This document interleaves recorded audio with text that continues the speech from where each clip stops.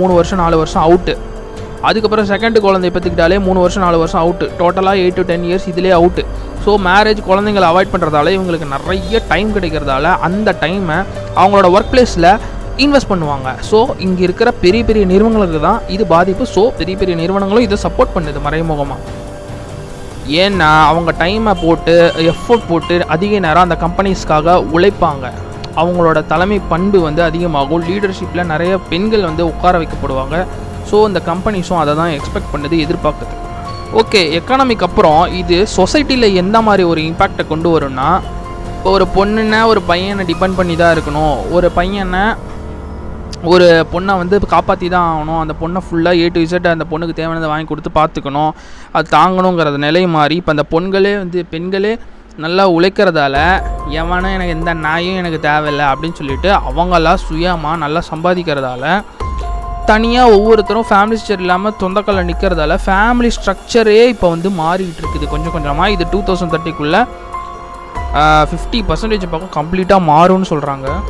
ஏன்னா இப்போ குடும்பம் குழந்தை இதில் வந்து மாட்டிக்கிட்டால் நான் என்னால் வந்து ஒழுங்காக ப்ராப்பராக ஒர்க் பண்ண முடியாது, நான் வந்து சொந்த காலில் நிற்க முடியாதுன்னு நினைக்கிறதால வெளியே வந்து இவங்க கான்ஃபிடென்ட்டாக ஏர்ன் பண்ணி அவங்களே பார்த்துக்கிறதால இப்போ ஒரு பெண்ணை பார்த்து அடுத்த பெண்ணுன்னு பார்த்து அடுத்தடுத்த உமனும் வந்து அதே மாதிரி வந்து உழைச்சி நம்ம காலில் நம்மளே நின்றுட்டால் யாருக்கும் டிஸ்டர்பன்ஸாகவும் நம்ம இருக்க வேணாம், நம்ம யாருக்கும் தொந்தரவாக இருக்க வேணாம், நம்மளே பார்த்துக்கலான்னு டிசைட் பண்ணுறாங்க.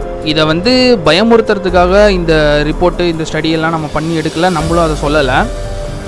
இது வந்து நிதர்சனமான உண்மை. இப்போ வந்து காலம் அப்படி தான் மாறிக்கினே வருது. கமல் சொல்கிற மாதிரி இது நிதர்சனமான உண்மை. பெண்களுக்கான தனிப்பட்ட சுதந்திரம், அப்புறம் அவங்களோட கான்ஃபிடென்ஸ், இவங்களோட வருமானம் அதெல்லாம் வந்து ஒரு வாய்ப்பாக எடுத்துக்கிட்டு அவங்களோட கரியர் ஆப்ஷனை டெவலப் பண்ணிக்கிட்டு அவங்க ஒரு கான்ஃபிடென்ட்டாக சுதந்திரமாக வாழ்கிறதுக்கான ஒரு குறியீடு, இது ஒரு அறிகுறி.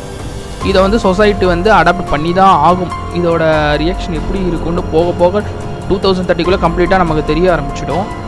இது திருமணமே வேணாம் அப்படின்னு வெறுத்து ஒதுக்குறாங்கன்னு நம்ம பார்க்குறத விட அவங்களோட சாய்ஸ் இது. நம்ம வந்து நம்மளோட விருப்பத்தைப்படி நம்ம வாழலாம், நம்ம வந்து ஃப்ரீடமாக வாழலாம், யாருக்கும் டிஸ்டர்பன்ஸ் இல்லாமையும் வாழலாம், நம்ம வந்து யாரையும் டிபெண்ட் பண்ணாமையும் வாழலாம் அப்படின்னா அவங்களோட சாய்ஸ்.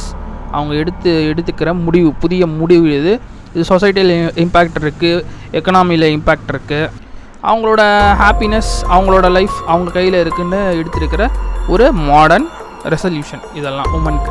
சரி, ஓகே, இப்போ நீங்கள் வீடியோ பார்த்துட்ருக்க நீங்கள் இதை பற்றி என்ன நினைக்கிறீங்க? இது வந்து சொசைட்டியில் எக்கனாமியில் என்ன மாதிரி இம்பேக்ட் ஆகுதுன்னு உங்களுக்கு ஓரளவு புரிஞ்சிருக்கும். நீங்கள் இதை பற்றி என்ன நினைக்கிறீங்கன்ட்டு கமெண்ட் செக்ஷனில் சொல்லுங்கள். இன்னொரு வேல்யூபிளான இன்ஃபர்மேஷனோட நெக்ஸ்ட் வீடியோவில் உங்களை பார்க்குறேன். பாய்.